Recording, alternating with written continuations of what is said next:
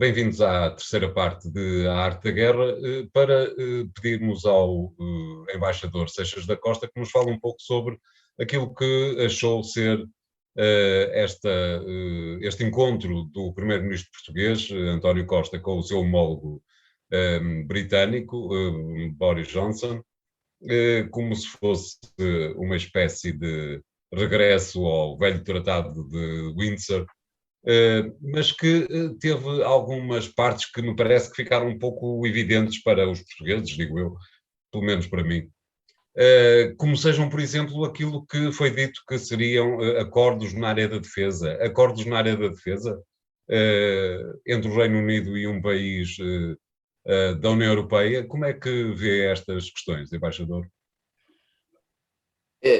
Eu não conheço o texto desta declaração conjunta sobre cooperação bilateral, não queria ser cínico, mas porque conheço relativamente bem, não apenas aquilo que é o que pode ficar de fora do relacionamento entre a União Europeia e o Reino Unido e que possa dar espaço a um entendimento específico entre Portugal e o Reino Unido, mas também porque conheço bem o histórico, que vivi em Londres e estive na Embaixada em Londres, conheço bem o histórico do relacionamento de natureza bilateral. Há uma coisa que é importante, há aqui um elemento de natureza simbólica.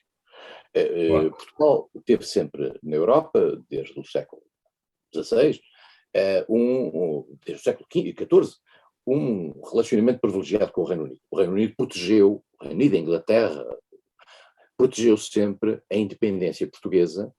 E nós utilizamos essa nossa relação com casamentos, essas coisas todas que se faziam nessa altura, para salvaguardar a nossa independência face à Espanha. E, portanto, nós devemos ao Reino Unido, até pela Guerra Peninsular e tudo isso, devemos Exato. ao Reino Unido isso.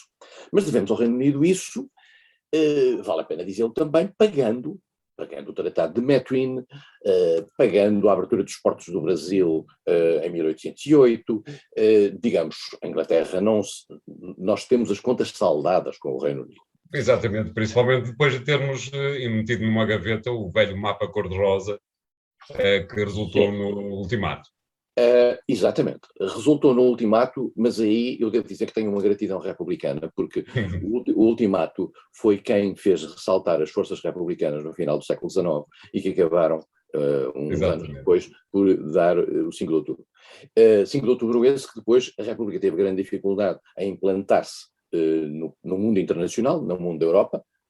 Eu já disse aqui várias vezes, Portugal é a segunda República Europeia depois da França.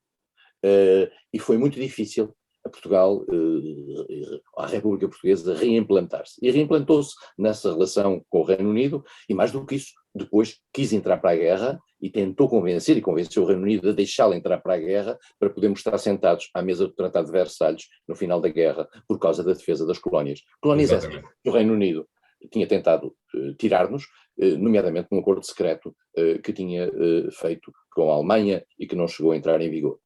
E, portanto, isto é uma amizade, costuma-se dizer que o Reino Unido não tem amigos, tem interesses. Claro. Eu costumo acrescentar que às vezes tem interesse em ter amigos. E isso dá-se conta algumas vezes. Portugal, durante todo o Estado Novo, tem uma relação com o Reino Unido que é salvaguardada e que abre as portas, por exemplo, à utilização das lajes. E só para dizer, a seguir, Portugal é cooptado para a NATO logo como um país, todos os países eram democráticos, exceto Portugal, e Portugal foi cooptado pela NATO também muito graças ao Reino Unido e aos Estados Unidos, por causa das lajes. Portugal é cooptado para a EFTA pelo Reino Unido, é o único país não desenvolvido que entrou para a EFTA, e portanto a nossa relação é uma relação ao mesmo tempo de dependência, de grande dependência. Certo. Grande dependência em matéria política externa. E no início da nossa presença na União Europeia, Portugal tinha uma relação com o Reino Unido muito forte, por virtude, éramos os dois únicos países, dois com a Holanda de vez em quando, que defendíamos a relação transatlântica e a preeminência da relação transatlântica e a importância da relação com os Estados Unidos. Isso foi evidente. Só que depois Portugal deu um salto em termos de integração europeia que colocou Portugal nos antípodas da atitude europeia do Reino Unido. E eu acho que a relação íntima entre Portugal e o Reino Unido acabou, eu diria, aí depois do Tratado de Maastricht. E eu recordo-me, tenho essa recordação pessoal forte, porque fui secretário de Estado dos Assuntos Europeus, num tempo em que as nossas relações com o Reino Unido eram simpáticas, agradáveis, mas eu tinha mais conflitos com o Reino Unido por causa de Timor do que propriamente declarações de amizade. E, portanto, a nossa relação com o Reino Unido separou-se à medida que a nossa integração europeia aumentou. O nosso grande aliado dentro da União Europeia ao longo dos últimos anos, das últimas décadas, é a Alemanha, não é o Reino Unido. Claro. Dito isto, chegado o Brexit, a certa altura o próprio Reino Unido procura, digamos, apoio dentro de Portugal, no sentido de Portugal, na posição comunitária, favorecer os interesses do Reino Unido, tendo em atenção em particular aquilo que era a nossa comunidade lá, que entretanto aumentou exponencialmente. Mas Portugal tinha aí um problema, António, que é que nós na relação com o Reino Unido, a nossa força era estarmos juntos com a União Europeia e não necessariamente fazermos acordos de natureza bilateral. Claro. David Cameron tentou isso antes do Brexit e não funcionou. Boris Johnson depois já teve que negociar com a União Europeia. Este acordo, este protocolo, esta declaração conjunta, é um protocolo de intenções. O que é que fomos buscar? Fomos buscar uma espécie daquilo que não é do âmbito comunitário e daquilo que a União Europeia trata, e vamos tentar encontrar mecanismos nas questões do turismo, do investimento, dos oceanos, da ciência, da educação, coisas em que possamos colaborar. E há um mundo de coisas, até porque hoje em dia a nossa comunidade é muito importante lá, há uma comunidade expatriada do Reino Unido aqui em Portugal, que vive cá, e também isso está na declaração, isto é, procurar mecanismos de entendimento e de cooperação nessa relação. E, portanto, há um espaço de natureza bilateral que não é esgotado pela relação entre a União Europeia e o Reino Unido, que nós sabemos agora, inclusivamente, que vai se agravar, porque o Reino Unido decidiu pôr uma lei relativamente à questão da Irlanda do Norte, destes dias falaremos outra vez disto, mais uma vez. Mas, portanto, há aqui um espaço de boa vontade, e o facto do Presidente da República ter feito o 10 de junho no Reino Unido também, o facto do Primeiro-Ministro ter ido lá, até em condições de saúde menos boas, mas quis fazê-lo e foi ao Reino Unido e fez esta declaração com Boris Johnson, no momento que, aliás, Boris Johnson até deve ter agradecido, porque Boris Johnson não está nos seus melhores momentos em termos de imagem internacional. Mas eu acho que há aqui um espaço, é um país amigo, é um país com que nós temos boas relações, temos sempre esta ideia histórica, quer dizer, eu lembro-me que um dia numa conferência em Londres me perguntaram se eu acreditava na velha aliança. Eu disse, acredito tanto como os ingleses.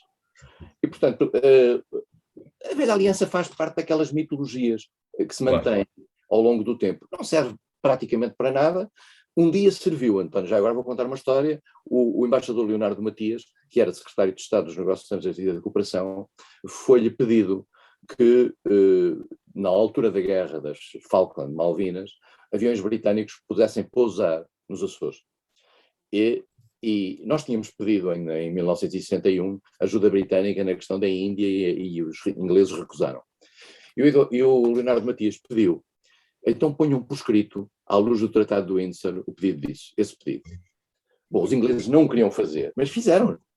Porque isto, ao mesmo tempo, quando você sublinha num pedido um tratado, reforça o tratado. Certo. E, portanto, foi um momento muito interessante da diplomacia portuguesa, titulado por um grande embaixador, que era o embaixador Leonardo Matias, que obrigou os ingleses a vir a jogo e a sublinhar o Tratado de Windsor. Portanto, lembramos o Tratado de Windsor aos ingleses, não obstante. Enfim, esta coisa dos amigos de Peniche também é uma expressão que é utilizada para os ingleses. A expressão da Álvia é utilizada para os ingleses. E há uma coisa que os portugueses não sabem, na sua maioria, é que o hino que todos hoje cantamos, quando dizemos contra os canhões marchar, marchar, o hino, a letra original é contra os bretões marchar, marchar, e o hino era contra os ingleses. E era contra os bretões marchar, marchar. Depois alterámos o hino e hoje até o podemos cantar em Londres. Exatamente. Muito bem, obrigado, embaixador. Sigam este tema e todos os outros na JETV e nas redes sociais, em vídeos e em podcast, encontrarão lá todos os temas, nomeadamente da área internacional. Obrigado e até para a semana.